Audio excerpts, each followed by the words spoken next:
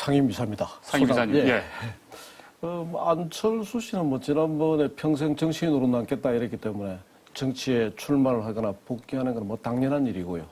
그러나 그 당시 대선 기간 동안에 말 그대로 뭐 비도 맞은 적도 없고 뭐 눈도 맞은 적도 없고 구름 위에 계셨던 분이기 때문에 네. 이제 안철수라는 이름을 가지고 국회의원에 도전하게 되니까 땅 위로 내려오는 꼴이 됩니다. 구름 위에 있었다면 뭐 손오공입니까? 예, 뭐 그렇죠. 그래서 언제든지 뭐 맞는 말씀하시고 뭐 어떤 경우도 당신 뭐 땀 흘리는 모습 보여주시지도 않고 이래서 뭐 땅 위에 오시니까 아무래도 이제부터는 좀 뭐 재미있는 일이 벌어질 것 같습니다. 네. 예.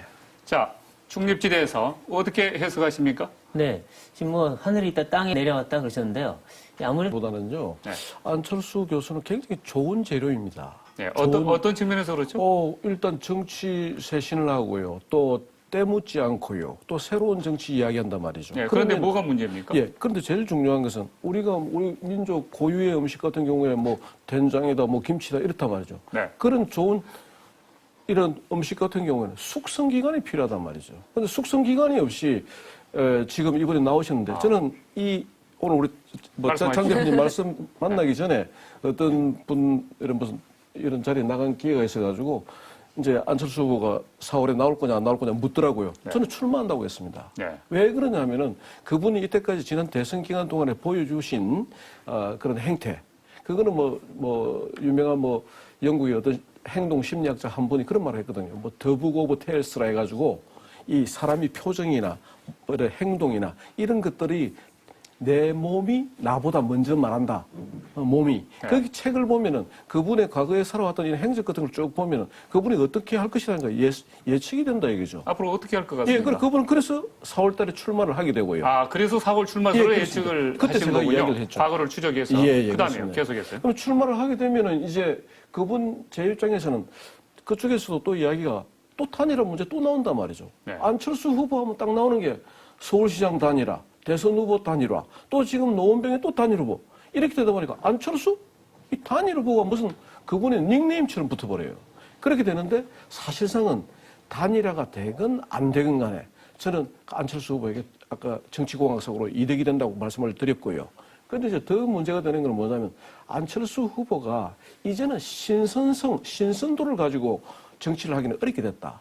왜 그렇죠? 왜 그러냐면 이때까지 이제 뭐 1년 반 이런 세월을 보내면서 그분이 신선한 재료임은 맞지만 이제는 새 정치를 말씀하시기에는 너무 이제 아까 말씀드린 대로 이 땀과 눈물이 배어 있지 않는 말뿐인 이미지 정치 이것만 되다 보니까 실상은 조금 안타까운 점이 있는 거죠. 네. 글쎄요, 저는 사실은 수가 지난 대선 기간 동안에 보여줬던 것 중에서 한 두세 가지 이제 조금 사례를 말씀드리면요. 첫째는 그분이 떠날 때 선거에 있어서 문재인 후보하고 단일화에 어려운 점이 있었단 말이죠. 네. 그때 뭐 여론조사 문항을 가지고 경쟁력이 있느냐, 누가 대통령으로 적합하느냐 이런 문장을 놓고 결국은 자기가 아니면 안 된다 이렇게 이야기를 해서 합의를 못 본 거란 말이죠. 그러고 난 다음에 양보 아닌 양보, 단일화 아닌 단일화를 하고 떠나면서 자기가 샌프란시스코로 갔단 말이죠. 그러면 그때 저는 이런 생각을 합니다. 그때 안철수 후보가 했던 이야기가 할머니 잡고 울고 또 민생, 서민, 뭐 경제생활 불쌍하다 이래 이야기해놓고 자기는 샌프란시스코로 가버려요.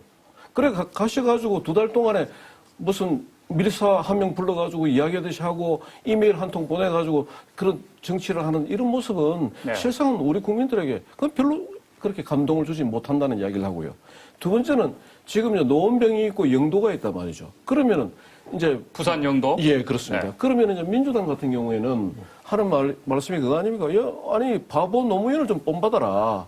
그래서 영도같이 울퉁불퉁한 비포장 도로에 나가고, 그래야지 노원병같이 거기는 진짜 뭐 단일화가 된다든지 이러되면 언제든지 이길 수 있는 노원병같이 포장도로만 가려고 하느냐. 네. 또 항상 먼저 앞장서서 도전하는 게 아니라 어떤 자리가 비었을 때 거기에 구원투수처럼 나와가지고 세이브성을 올리는 이런 모습이 무슨 정치 지도자냐. 네. 정치 지도자라 하면은 솔선수범하고 또 제일 중요한 건 자기가 지난번 대통령 선거에서 패배하더라도 문재인을 확실하게 도와주고 이럴 때에 그 안철수 전 교수의 값어치가 일어나고 또 국민들이 저분 진짜 정치 지도자로서 가능성이 있네 이렇게 해주는데 그분은 지는 것이나 기다리는 것이나 내가 중심이 안 되면 안 된다는 것을 항상 몸으로 보여주고 있단 말이죠. 그래서 제가 이제 아까 말씀드린 제가 뭐 기회주의적이라기보다는 많은 분들이 야 이거 좀 심한 거 아니냐 이런 말씀드리고요. 네. 또 그리고 이제 마지막으로는 이제 말씀드리고 싶은 것은 안철수 교수는 제가 항상 드리는 말씀인데 지난번에 뭐 김종훈 후보자가 왔을 때 어떤 분은 그러더라고요. 같은 뭐 IT 업계에 뭐 강자끼리 왔는데 이제 김종훈 미래창조과학부 장관 후보자가 오니까 진짜 안철수하고 대비가 된다. 그러나 이제 그분이 이제 미국으로 돌아가면서 그 이미지는 또 깨어졌지만 어쨌든 안철수 후보가 김종훈 후보와 이렇게 대비했을 때 그분은 모든 것을 버리고 조국을 위해서 헌신하러 오겠다는 그 이미지와 내가 새정치 하면서 보여주는 새정치에 없는 안철수 종 교수 이렇게 되다 보니까 세상은 조금 뭐 안 교수가 좀 코너에 몰렸는데 네. 다행히도 또 김종훈 장관 내정자 후보가 뭐 이렇게 또 사퇴하고 또 돌아가 버렸단 말이죠. 네. 이런 걸 봐서는 안 교수는 굉장히 운이 좋은 것 같습니다. 잠깐만요. 예, 김선혜- 우리 마저 배송 안철수니까 네. 안철수의 길을 가는 것입니다. 왜 그러냐면은 실상은 민주당의 이제 일부 개파에서 이제 바보 노무현을 따라라. 그게 감동을 준다. 그래야 선거에 지더라도 안철수의 뭐 장래를 보장할 수 있고 이기면 더 좋고 이렇게 이야기를 했지만 실상은 이제 안철수는 아까 제가 모두에 말씀드렸던 된장김치 이야기하듯이 안철수 교수는 5년 뒤 대통령을 목표로 한다는 것입니다. 네. 적어도 노무현은 거기에 지역구 타파를 위해서 부산에 출마를 할 때는 그분의 대통령은 내가 5년, 10년, 15년, 20년 뒤에 나는 대통령이 되고 대통령이 되지 못한다 하더라도 그러한 새정치의 프레임을 한번 열어보겠다는 게 그 당시에 노무현의 그거다 말이에요. 그러나 지금 안철수 교수는 5년 뒤 대통령을 목표로 하고 있습니다. 그래서 지금 그것을 목표로 하는 징검다리로 노원병에 출마를 하기 때문에 지금 여러분들이 기회주의적이다, 뭐 어떻게 이렇게 말씀을 드리고요. 또 그리고 이제 아까 드렸던 말씀을 조금 제가 예를 들어보면 이런 겁니다. 안철수 교수는 신선도가 떨어졌기 때문에 이제 할 수 있는 것은 민주당과 차별성을 보여주셔야 됩니다. 차별성을. 왜 그러냐면 지난번에는 비가 오는 날에 들판에서 수채화를 그린다. 언뜻 보면은 비가 막 내리는 들판에서 수채화를 그린다? 그럼 굉장히 신선하게 보입니다. 아니 그렸습니까? 실제로? 예, 그리다가 이제 비가 내려서 못 그렸죠. 그럼 예. 비 맞으면 안 되니까. 예, 네. 이제는 이제 비가 내렸을 때 수채화를 그릴 것이냐, 눈이 왔을 때도 그릴 수 있느냐, 맑은 날에 그림을 그릴 수 있냐, 이것을 이제는 보여주는 계기가 돼야 된다. 네. 그래서 제가 안철수 전 교수를 저도 국민의 한 사람이니까 당연히 저도 충원을 드릴 수 있는 입장인데 어쨌든 구름 위 그리고 비 오는 날에 수채화를 그리는 그런 역할을 하지 마라 이거지. 이제는 저는 자, 잠깐만요. 이렇게 말씀하시죠. 백 기자님 말씀에 이제 전적으로 동의하면서 네. 한마디 줄인다. 그러나 만약에 안철수 교수, 박원순 시장, 만약에 손학규 이 세 분이 만약에 조합이 되는 신당이 나온다고 한다면 네. 저는 야권의 정계 개편의 신호탄을 쏘아 올릴 것이다. 그 세 분은 다 특징이 다르면서 서로가 필요한 부분을 보완해 줄 수 있습니다. 네. 어떤 경우냐면은 박원순은 시민연대, 시민단체를 아우르고요.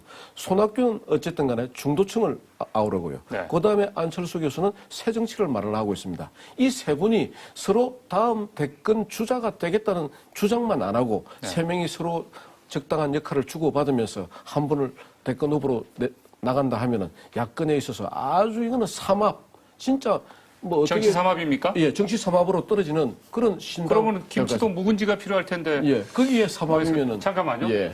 그